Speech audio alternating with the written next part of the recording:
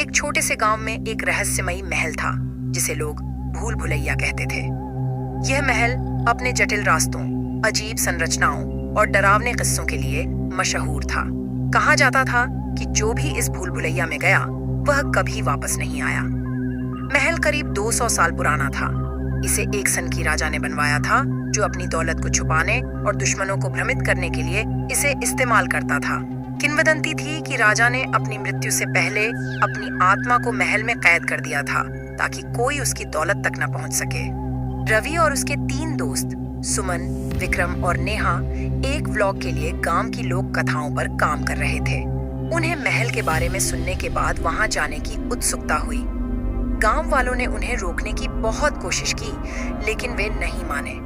महल के अंदर घुसते ही उन्हें अजीबोगरीब आवाजें सुनाई देने लगी। दीवारों पर अजीब चित्र थे, जैसे कि किसी ने खून से बनाए हों।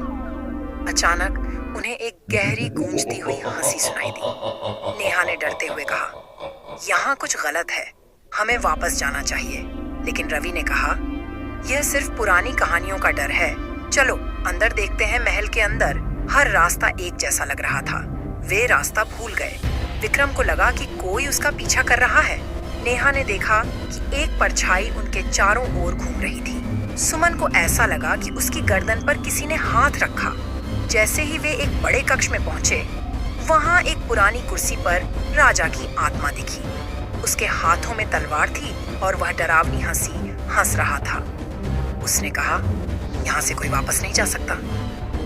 डर से कांपते हुए उन्होंने वहां से भागने की कोशिश की, लेकिन हर रास्ता उन्हें उसी कक्ष में वापस ले जा रहा था। नेहा ने अचानक एक दरवाजे पर अजीब निशान देखे। उसने कहा, यहाँ कुछ छुपा है, शायद ये रास्ता बाहर का है।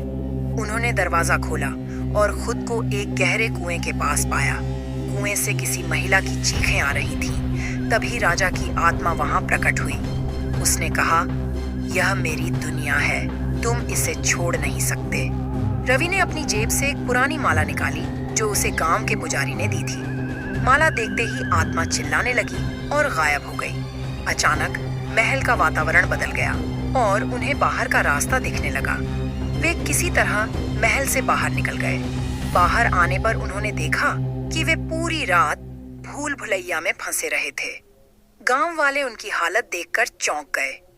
रवि ने कहा, यह सिर्फ एक महल नहीं, एक चेतावनी है। कभी उस जगह को मत छुओ जहां आत्माएं निवास करती हैं।